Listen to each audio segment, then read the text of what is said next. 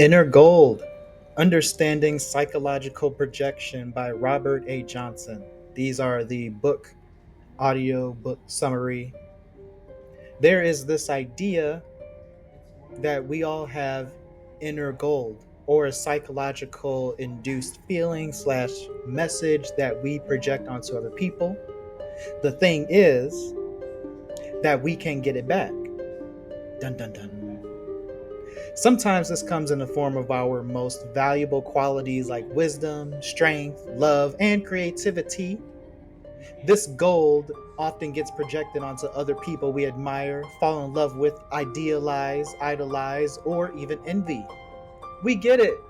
Sometimes it gets too heavy and we need someone to hold it for a time. Ultimately, we should strive for independence and maturity. That is to reclaim our goal to see those beautiful traits in ourselves, not just something that lives in another person. Projection may not be inherently bad. It is how we see and discover parts of ourselves by seeing them out there first. Though eventually we must draw our projections and our own inner gold back into ourselves rather than leaving it in the hands of others, e.g., celebrities, lovers, spiritual leaders. The author recalls a visit to India where a woman places a dead baby in his hands without warning. In that culture, it seemed to be a kind of projection on her spiritual burden, or perhaps her gold, trusting him to carry something beyond ordinary understanding. This part of the book stood out to me because of how privileged we are in the US to have better circumstances than the rest of the world. For better or, in other types of ways. This part humbled me. Maybe she saw something in the author. Maybe it was him being an American and being in a place of need. She probably thought he could handle it. This story illustrates how people hand over their lives to others, expecting them to carry what they themselves cannot bear, or what they cannot yet bear. When we idolize others, we are seeing our own light reflected back, but don't yet realize it. The real work should be to go inward and become the source of qualities we admire in others. Reclaim your wholeness. Life is Reps. Can't Hurt Me by David Goggins. This was the phrase that really stood out to me. Life is reps. He constantly harps on motivation being a minute and, although necessary, you do need more than that alone to get what you want done as far as your goals go in life. You might not feel like it most days. That's where discipline comes in. Put in the reps. The reps aren't just physical, they're psychological. He's always saying how profound your mind is, and when you can harness that power, you become unbeatable. Don't quit. Threaded Living: How I Stopped Chasing Balance and Started Living My Life. It's like being the CEO of your own ecosystem where your personal life and professional life are feeding into each other. For example, I get to go on walks. I stay active, which helps me move faster and work with clarity. I read books, which help improve my quality of life, which in turn helps improve my work life, which gives me more money. Everything flows through you. Your personal development, internal mastery, fuels your professional output, external results, and vice versa. You get the money from your work to fuel things like vacations, living expenses, etc. It's like being intentional about how we spend our time. I will be your angel investor. Before the millions in funding, I was already investing in people. Not just the kind who writes checks or flips stocks, but the kind who sees potential in people, who believes in them more than the world does. I'm someone who gives not because he has it, but because he feels called to. I have the heart of an investor. Friends and family come to me over the years for money, support, or help with their business. Other times, I was the one going to them looking for someone to support. I look forward to the day I can write big checks, thousands of dollars, hundreds of thousands, and shake hands with millionaires, billionaires, investors on yachts. Now I understand that I was always an angel investor, not in title, but in action. I give energy and ideas to help someone else's life. I showed up even when I can't write a $50,000 check yet, because that's what we do. Let's build something worth remembering. I will be your angel investor. I think I found where power resides.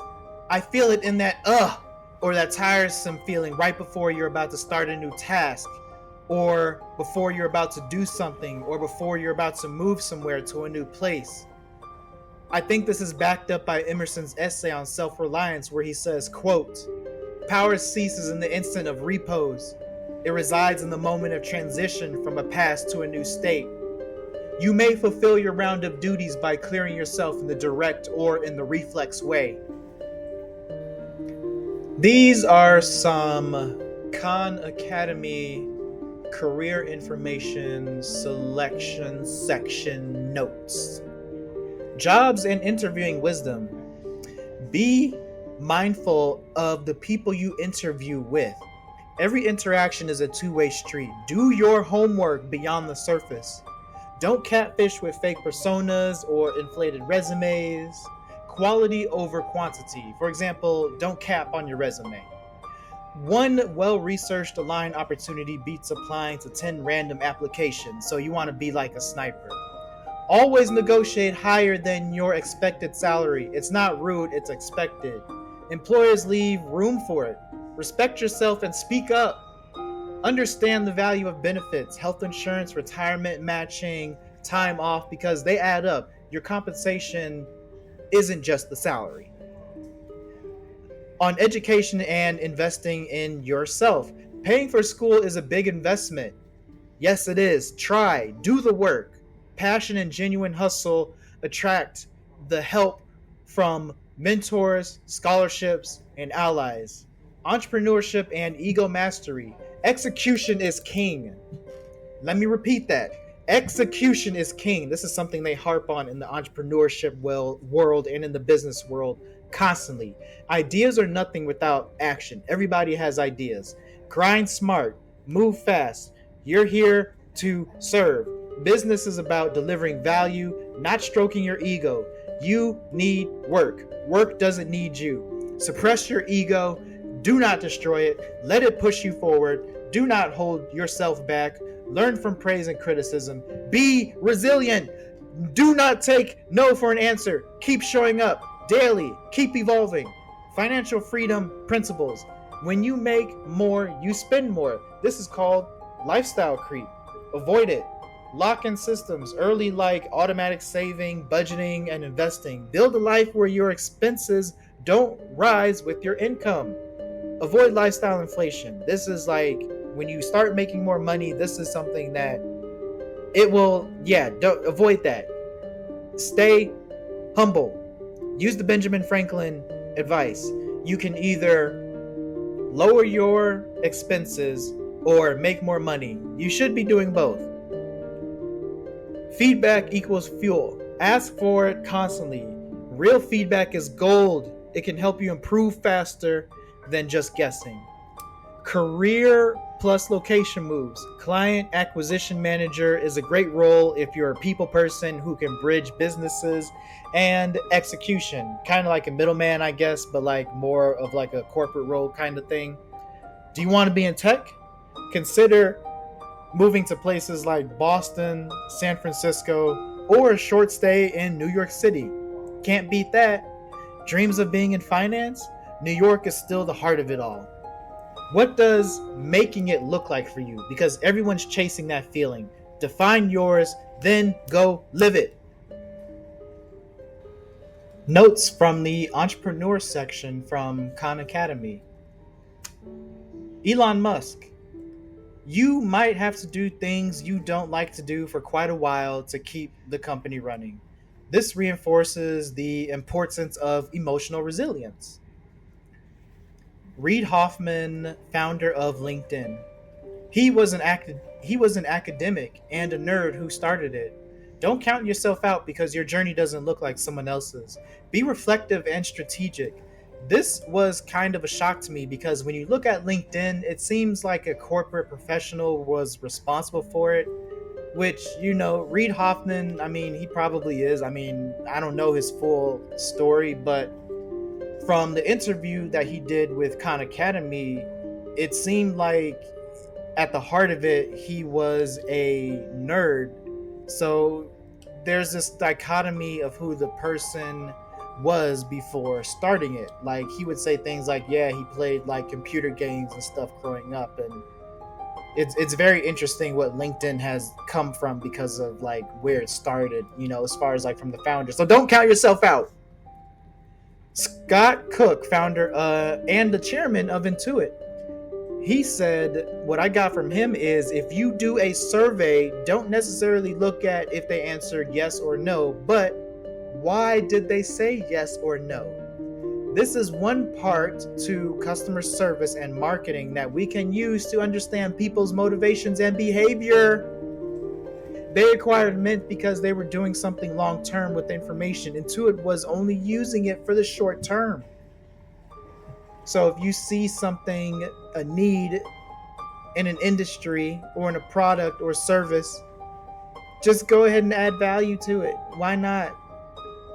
Angela, the former CEO of Burberry, what are the core values of your company?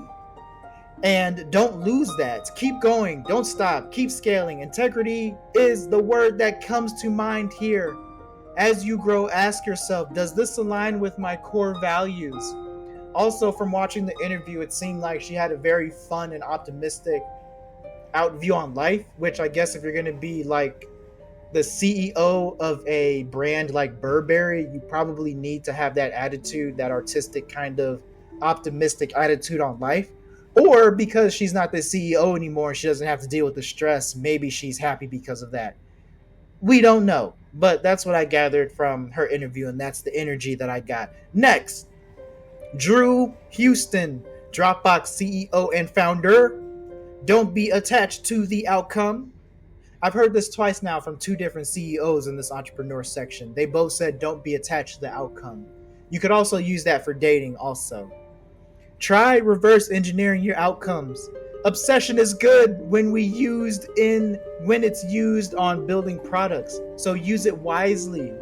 Build system, structure, and let passion fuel you without being overwhelmed by expectations.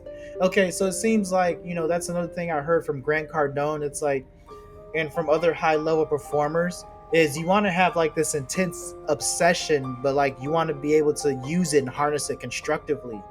Very valuable skill. Take notes. Note that. Write that down somewhere. Eric Schmidt and Jonathan Rosenberg. With enough thrust, anything, you can fly. With effort and energy, you can make anything work, even unconventional ideas.